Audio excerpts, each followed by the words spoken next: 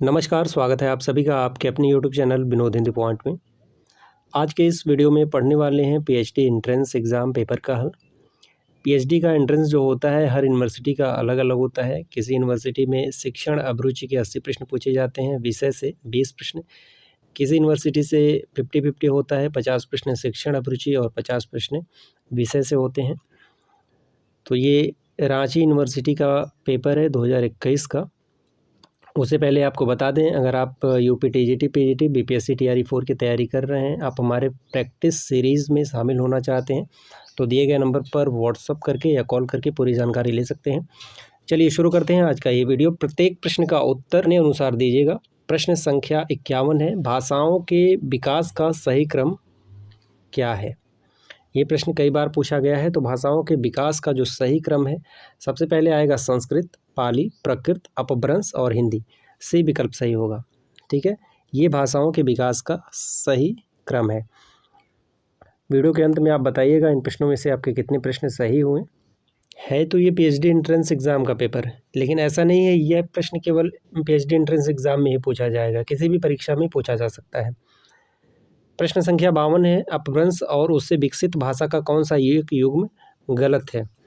तो इसमें मागधी अपभ्रंश बिहारी हिंदी सही है, ब्राह्मण सिंधी सही है, अर्ध मागधी पूर्वी हिंदी सही है, सौर सैनी अपभ्रंश ये मराठी नहीं है। ठीक है, सौर सैनी अपभ्रंश ये असंगत है। 53 नंबर है, अपभ्रंश और ब्रजभाषा के मेल से निर्मित भाषा का क्या नाम है? पिंगल, डिंगल, अभट इनमें से कोई नहीं। तो जो डिंगल है वह राजस्थानी भाषा के अंतर्गत आता है, लेकिन वीर रस की रचनाओं के लिए डिंगल का प्रयोग होता है। अपभ्रंश और ब्रज के लिए पिंगल का प्रयोग होता है। ये विकल्प सही है। इसका कोई उत्तर कुंजी नहीं है। किसी प्रश्न के उत्तर पर आपको संशय हो तो आप कमेंट करके ज़रूर बताइएगा। 54 नंबर है, संघ की भाषा हिंदी और लिपि देवनागरी होगी, इस प्रावधान का संबंध किस अनुच्छेद में है? तो ये अनुच्छेद है 343 में। से विकल्प सही है। अगला नंबर है 55, लिपि और भाषा का कौन सा एक युग्म असंगत है? देवनागरी लिपि हिंदी, गुरमुखी पंजाबी, शारदा लिपि काश्मीरी, कैथी गुजराती। तो डी विकल्प सही है। कैथी गुजराती ये असंगत है। 56 नंबर है, हिंदी साहित्य का इतिहास दर्शन पुस्तक के लेखक कौन है? तो हिंदी साहित्य का इतिहास दर्शन पुस्तक के लेखक हैं नलिन विलोचन शर्मा। 57 नंबर है, प्राकृत की अंतिम अपभ्रंश अवस्था से ही हिंदी साहित्य का आविर्भाव माना जाता है, यह कथन किस आलोचक का है? तो एक बार नहीं कई बार ये प्रश्न पूछा गया है। आचार्य रामचंद्र शुक्ल का ये कथन है। शुक्ल जी का हिंदी साहित्य का इतिहास बहुत ही महत्वपूर्ण है। सभी परीक्षाओं में उनसे संबंधित प्रश्न पूछे जाते हैं। अगला है, समूचे भारतीय साहित्य में अपने ढंग का अकेला साहित्य है, इसी का नाम भक्ति है। ये भी प्रश्न कई बार पूछा गया है। इसका उत्तर आप कमेंट बॉक्स में दीजिएगा। प्रश्न संख्या 58। प्रश्न संख्या 59 है, प्रमुख रीतकालीन कवि और उनकी रचनाओं को सही सुमेलित कीजिए। रामचंद्रिका छंदों का अजायब घर कहा जाता है, राम स्वरूप चतुर्वेदी ने कहा है यह केशवदास की रचना है। ललित ललाम मतिराम का है। अलंकार प्रकाश चिंतामणि, काव्य निर्णय भिखारीदास। चलिए प्रश्न संख्या 60 है, छायावाद को शक्ति काव्य किसने कहा? नंदुलारे वाजपेयी, बच्चन सिंह, राम स्वरूप चतुर्वेदी, डॉक्टर नगेंद्र। तो शक्ति काव्य कहने वाले हैं राम स्वरूप चतुर्वेदी। राम की शक्ति के नाम से इसे आप याद कर सकते हैं। प्रश्न संख्या 61 है, शब्दार्थों सहितो वक्र व्यापार शालिनी किसने कहा? भामह, विश्वनाथ, रुद्रट, कुंतक। तो ये कथन है रुद्रट का। भामह की एक प्रसिद्ध पंक्ति है, कई बार पूछी जाती है, शब्दार्थों सहितो वाक्यम।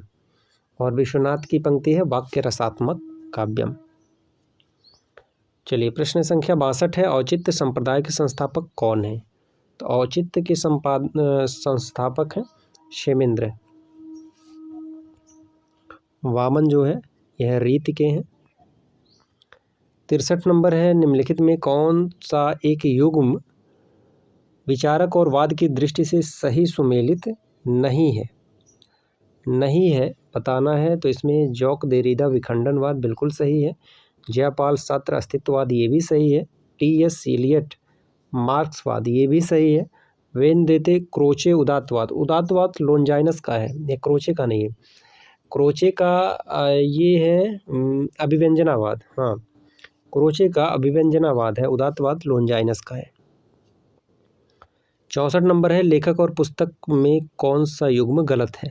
रिचर्ड्स प्रैक्टिकल क्रिटिसिज्म बिल्कुल सही है। वर्ड्सवर्थ लिरिकल वेडेट्स ये भी सही है। टी.एस. इलियट सेक्रेड वुड ये भी सही है। और अरस्तु पोएटिक्स ये भी सही है। तीनों सही है, चारों सही है। ए बी सी डी ये चारों सही है, ठीक है। ये प्रश्न ही गलत है। एक बार आप लोग भी ध्यान से इस प्रश्न को देखिए। Richards practical criticism, Wordsworth lyrical ballads, T S. Eliot sacred wood. The sacred wood है टी.एस. इलियट का, द सेक्रेड वुड। अरस्तु का पोएटिक्स। बाकी आप लोग बताइएगा 64 का उत्तर क्या होगा। 65 नंबर है, भारतीय काव्यशास्त्र में भावक का क्या अर्थ है? तो भावक का अर्थ हो जाएगा सहृदय या आलोचक। ये सही है। रामविलास शर्मा के अनुसार हिंदी नवजागरण के कितने चरण हैं?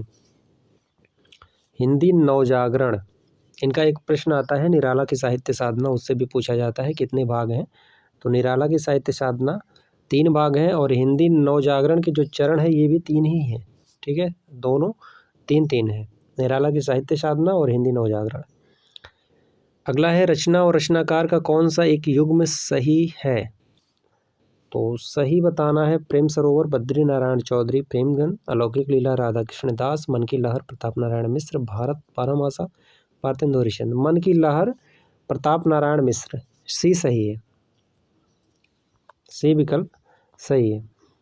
68 नंबर, साकेत के निम्नलिखित पंक्ति में उर्मिला के किस मनोभाव का चित्रण है? मैं अपने को आप मिटाकर जकर उनको लाऊं, उद्वेग जड़ता उन्माद चिंता।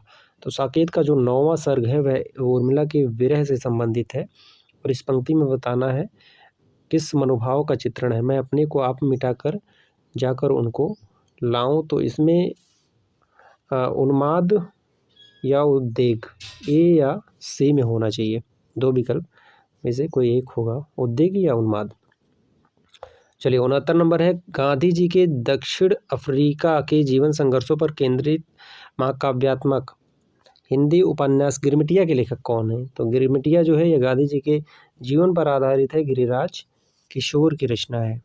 पृथ्वीराज रासो को अप्रमाणिक ग्रंथ मानने वाले कौन है? मिश्रबंधु, श्याम सुंदर दास, कर्नल टाट, गौरीशंकर हीरादत्त ओझा।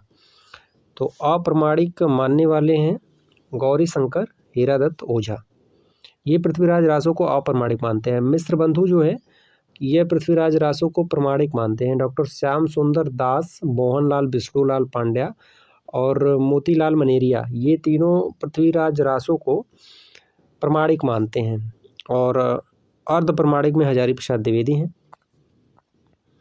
72 नंबर है, विद्यापति को श्रृंगार रस का सिद्ध वाक्य कवि किसने कहा? तो इसका उत्तर हो जाएगा हजारी प्रसाद द्विवेदी। सभी प्रश्न जो है किसी न किसी परीक्षा में पूछे गए हैं। 73 नंबर है, निम्न में कौन सी एक रचना जायसी की नहीं है? तो जायसी की रचना नहीं है वह चित्रावली है उस्मान की रचना है। अकरावट, आखिरी कलाम, पद्मावत ये तीनों जायसी की रचना है। अकरावट से एक प्रश्न पूछा जाता है, कयामत से संबंधित इनकी रचना का नाम। तो ये आखिरी कलाम है, कयामत से संबंधित रचना का नाम। और कहरनामा इनकी एक रचना है जिसमें गीतों का जो है विवाह के गीतों का वर्णन किया गया है, कहरनामा। 74 नंबर है, पद्मावत के प्रमुख पात्रों को उनके प्रतीकों के साथ सुमेलित कीजिए। रतन सेन, पद्मावती, नागमती, अलाउद्दीन। तो पद्मावत के प्रमुख पात्र और उनके प्रतीक कई बार परीक्षा में पूछे जाते हैं, इसे आप अच्छे से याद कर लीजिएगा। रतन सेन जो है यमन का प्रतीक है, राजा रतन सेन। पद्मावती ये सात्विक बुद्धि है। नागमती सांसारिक बुद्धि है, मोह माया। अलाउद्दीन ये शैतान है और गुरु के रूप में जो है तोता सुगा को जाना जाता है, जो सुग्गा है वह गुरु का प्रतीक है। चलिए अगला प्रश्न है, 7 खंडों एवं कवित छंदों में वर्णित तुलसीदास की रामकथा का क्या नाम है? 7 खंड एवं कवित छंद में वर्णित, तो इसका उत्तर हो जाएगा कवितावली, बी विकल्प सही होगा। 76 है, इनमें से कौन एक रचनाकार अष्टछाप में संबंधित नहीं है? अष्टछाप 1565 में स्थापना विट्ठलनाथ द्वारा, तो इसमें जो सम्मिलित नहीं है वह नाभादास नहीं है, ठीक है। नाभादास अष्टछाप में शामिल नहीं है। 77 नंबर है, निम्नलिखित मतों को उनके आचार्यों के साथ सुमेलित कीजिए। अद्वैत वेदांत, तो ये शंकराचार्य का मत है। विशिष्टाद्वैत, तो विशिष्टाद्वैत है रामानुजाचार्य, शुद्धाद्वैत हैं वल्लभाचार्य, द्वैताद्वैत हैं निम्बकाचार्य। इस तरह से इसका मिलान होगा। आज की प्रश्नोत्तरी यहीं पर समाप्त होती है। वीडियो से संबंधित आपका कोई सुझाव हो तो आप कमेंट करके ज़रूर बताएं। मिलते हैं अगले वीडियो में नए प्रश्नों के साथ, तब तक के लिए नमस्कार।